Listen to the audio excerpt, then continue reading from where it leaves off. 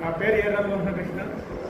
కుల సమానత నిర్మూలన పోరాట సమితి రాష్ట్ర కోశాధికారి. దళిత క్రైస్తవులు పేరులోనే కులం ఉన్నప్పుడు రిజర్వేషన్ ఎందుకు అంటున్నారు? వాళ్ళు ఎందుకు అంటున్నారు రిజర్వేషన్ అంటే? అక్కడ కుట్ర ఏముందంటే, మతం ఏ మతంలో పోయినా మనం దళితులుగానే ఉండాలి అంటే అభివృద్ధి చెందొద్దు. హిందువులో ఉన్నా, ముస్లింలో ఉన్నా, క్రైస్తవంలో ఉన్నా అట్లా ఉండాలి. ఎందుకంటే ఈ పాస్టర్లు కూడా మనకు సపోర్ట్ చేస్తలేరు. ఎందుకంటే క్రైస్తవంలో కూడా అగ్రకుల పాస్టర్లు, బీసీ నాయకుల పాస్టర్లు కాబట్టి వాళ్ళు మోటివేషన్ చేస్తలేరు. ఏదైతే సుప్రీంకోర్టు తీర్పు వచ్చిందో, దళితులు క్రైస్తవులు పోతే రిజర్వేషన్ రద్దని తీర్పు వచ్చినప్పుడు వాళ్ళు అడ్డుకోవాలి కదా. అరే క్రైస్తవులకి దళితులకు సంబంధం ఏంటో బాబు, వాళ్ళు కడుపునొప్పితో తాడునొప్పితో ఆశతో వచ్చి తప్ప వాళ్ళకి మతం అంటే ఏందో తెలియదు, కులం అంటే ఏందో తెలియదు. రిజర్వేషన్ ఎందుకు అడ్డుకుంటారు అని వాళ్ళు మనకు సపోర్ట్ చేయాలి. ఎందుకు చేస్తలేరంటే, ఒక సామెత ఉంది, ఎప్పటికీ గంజిదైన సిప్ప కలిగినట్టే. అంటే మన హిందుత్వంలో ఉంటేనేమో వాళ్ళకు వ్యతిశాఖ చేయాలి, క్రైస్తవంలో పోతేనేమో వాళ్ళకు 10వ భాగం 10వ భాగాలు ఇవ్వాలి. దీనికే పని ఇస్తాం మనం. అంటే వ్యతిశాఖ చేస్తే చదువుకోలేము, ఆర్థికంగా ఎదగలేము. చర్చికి పోతే కూడా వారాంతం నెల మొత్తం పనిచేసి వాళ్ళకి ఇవ్వాలి.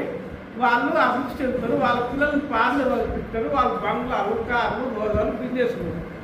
దళితులకు రిజర్వేషన్ దళితులకు గప్చు మనకు రిజర్వేషన్ వద్దు, మనకు దేవుడు ఉన్నాడు, దేవుడే చూసుకుంటాడు, దేవుడే ఇష్టం. అంటే మేము ఇచ్చిన 10వ భాగమేమో మీకు కావాలి, దేవుడేమో మాకు కావాలి.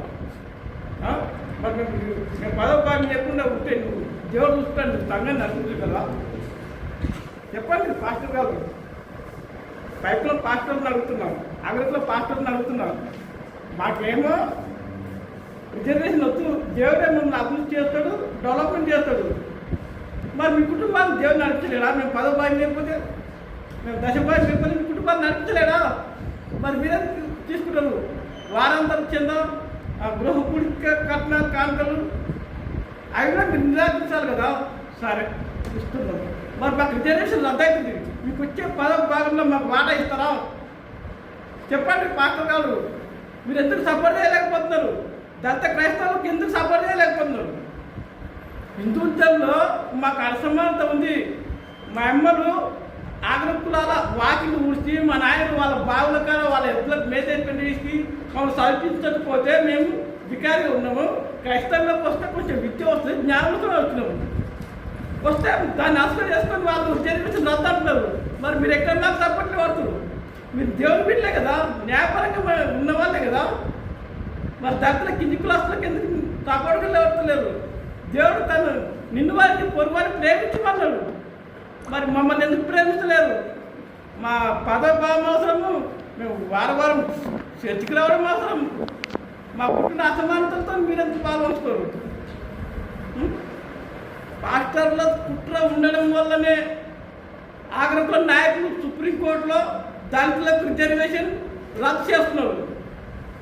లేదంటే పాస్టర్లకు ఒకటే మాట చెప్తున్నారు, మీరు నిజమైన దేవసేవకులు అయితే యేసుప్రభు దేవుడు 3.5 సంవత్సరాలు వడ్రంగి పని చేసి స్వాత ప్రకటించిండు.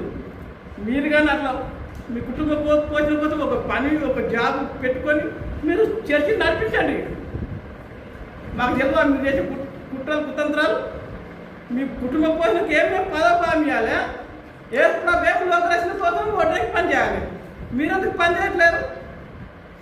మీరు దేవుని బిడ్డలు అయితే, నిజంగా యేసుప్రభు భక్తులు అయితే మీరు ఇళ్ళలో కూర్చొని స్వార్థ చెప్పడం కాదు, పొద్దంతా పని చేసి, నెలంతా పని చేసి, వారానికి 7 రోజులు 6 రోజులు కుటుంబానికి పని చేసి 7వ రోజు సేవ చేయండి. ఎవరిని మోసం చేస్తారు? అక్కడ మమ్మల్ని మోసం చేస్తారు. హిందూజంలో ఇక్కడ క్రైస్తవులు మోసం చేస్తారా? ఇప్పటికైనా తెలియజేసుకోండి. ఆంగ్ల పాస్టర్లు, బీసీ పాస్టర్లు, కొంతమంది ఎస్సీ పాస్టర్లు కూడా మాకేం మేము కరెక్ట్గా ఉన్నాం కదా, మా పిల్లలు మంచిగా చదువుకున్నారు, ఇంత కొంత మేము డబ్బులు కూడబెట్టుకున్నాము, మాకు రిజర్వేషన్ లేకపోయినా జీవిస్తామని భ్రమలో ఉంటున్నారు. అంటే ఆ భ్రమ ఏంటంటే యేసుప్రభు దేవుడు చెప్పింది కదా, గొర్రెల మేకవన్నీ పుల్లాగా వస్తారు, ఆ పాస్టర్లు నమ్మకండి అంటున్నారు. ఇప్పుడు చేసిన దళిత పాస్టర్లు సపోర్ట్ చేయకపోవడం కూడా అదే.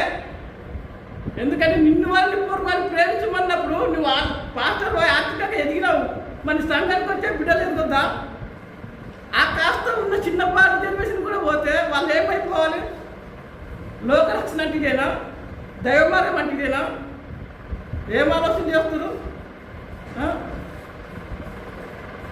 ప్రతిదీ దళితులు హిందువులకు పోయినా, హిందూ మతం ఉన్నా ఇదే వివక్ష, క్రైస్తవులు పోయినా ఇదే వివక్ష. మేము ఈ దేశంలో ఉండట్లేదా? ఒక కుక్క జీవిస్తుంది, ఒక పంది జీవిస్తుంది, ఒక పిల్లి జీవిస్తుంది, ఒక ఆవు, ఒక బర్రె జీవిస్తుంది. మాకెక్కడ రక్షణ లేదని జనరేషన్ పోతుంది. ఏంటి నా ప్రజలకు సంబంధం ఎవరు చెప్పగలుగుతారు? మా బాధకు ఎవరు సంబంధం చెప్పగలుగుతారు?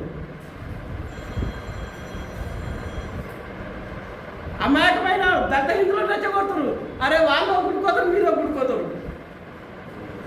అట్లా రెచ్చగొట్టే బాబు, అరే మీరు మీరు దళిత హిందువులే కదా, మరి దళిత హిందువులకు ఒక గుడి ఉంది, ఆగ్రా వర్ణ హిందువులకు ఒక గుడి ఉందా?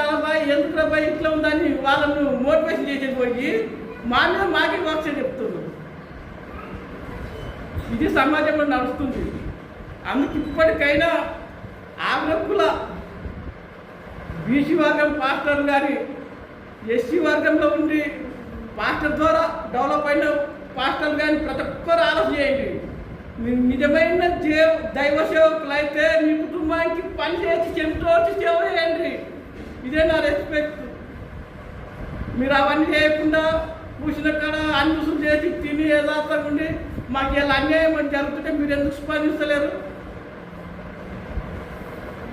ఎవరు ప్రశ్నిస్తారు?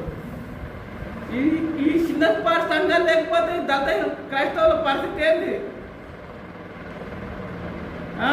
ఆ రోజు షమ్ముఖిని తల నరికినట్టు ఇప్పుడు దత్త క్రైస్తవుల తల నరికే పరిస్థితి తీసుకొస్తున్నారు. ఎవరు పట్టదా ఈ ఆవేదన? వీళ్ళేం చేస్తారు? దళిత క్రైస్తవులు, దళిత ఆర్థికంగా ఉన్న క్రైస్తవులు మాకు సపోర్ట్ రాని ఆగ్రహన్న లాయర్లు కానీ, జడ్జీలు కానీ, ఆ రాజకీయ నాయకులు కానీ మీ అండ చూసుకొని వాళ్ళు ఇట్లా మాకు జనరేషన్ రద్దు చేస్తున్నారు. ఇది ఎంతవరకు కరెక్ట్? అందుకైనా బీసీ వర్గ ప్రజలు కూడా ఆలోచన చేయాలి. సాగర్లో సాగర్ పని చెప్తుంది, మంగళలకు మంగళ పని చెప్తుంది, కుమ్మరలో కుమ్మరి పని చెప్తుంది. బాబునోడా నువ్వు గుళ్ళెందుకు కూర్చుంటావు? గుళ్ళె కూర్చుంటే మాకు వచ్చేది ఏమిటి, పోయేది ఏమిటి? మా ద్వారా మీకు కానుకలు తప్ప మాకు సేవ ఎలాంటిది లేదు. కరోనా టైంలో ఇంట్లో బందీగా ఉన్నాం. ఏ బాబునే వచ్చి మా ఇంట్లో పూజ చేసిపోయాడు, ఏ పాట వచ్చి మా ఇంట్లో పాట చేసిపోయాడు. మీద ఒక వృత్తే కదా. మా వృత్తిపరంగా మేము బట్టలు కుడుతున్నాము, చెప్పులు కుడుతున్నాము, చౌరాలు చేస్తున్నాము, బట్టలు చేస్తున్నాము, ఒట్ల పని అన్నీ చేస్తున్నాము. మరి కరోనా టైంలో గుళ్ళు బంద్ పెట్టిరు, గుళ్ళకి రావద్దన్నారు, ఎక్కడ ఇంట్లో అక్కడికి తీరిపోదామన్నారు. మరి మీరు సింగిల్గా వచ్చి ఇంటికి వచ్చి దేవుని ఆశీర్వాదం కానీ దేవుని రక్షణ కోసం ఏ పూజ వచ్చి మా ఇంట్లో పూజ అయిపోలేదు. మీరు కరెక్ట్ పూజాలే కదా, మీ కులవృత్తి అంటారు కదా, మీకు వచ్చింది అంటున్నారు కదా, మీరు బ్రహ్మ నోట్ల నుంచి వచ్చినారు కదా, మీకెందుకు వస్తుంది కరోనా? సింగిల్గా వచ్చి ఇంటికి ఎందుకు మీరు మా కుటుంబాలలో పూజ చేయలేకపోయారు? అగరబత్తి ముట్టించి కొబ్బరికాయలు వచ్చి మన తీర్థం నీళ్ళు ఎందుకు రాలేకపోయారు? మీకంటేనేమో ప్రాణాలు, మీకు కరోనా వస్తుంది.